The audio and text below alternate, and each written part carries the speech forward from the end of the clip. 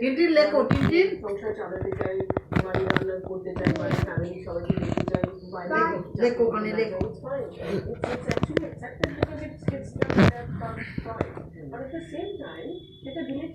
না এখানে লেখো তো। হ্যাঁ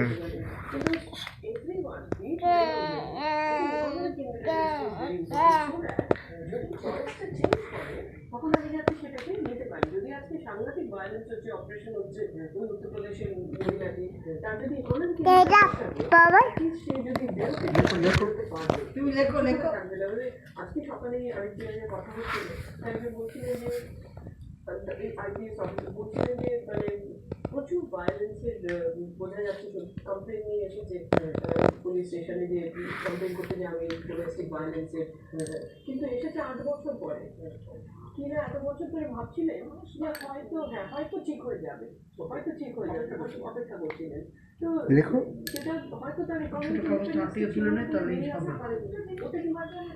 এই সমাজে মেয়েরা বলতেও সাহস পায় না, এবং তাদের একটা স্টিরিওটাইপ ধারণা হয়ে যায় যে আমার উপর যেটা হচ্ছে সেটাই তো হওয়ার কথা।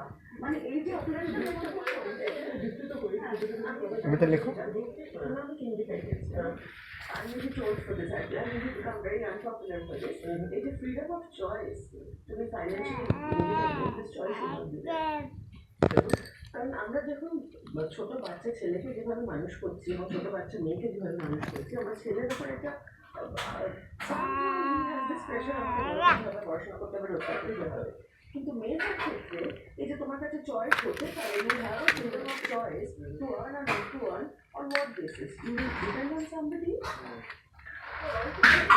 You can have a choice not to get married, not to have a child, it's your body, etc.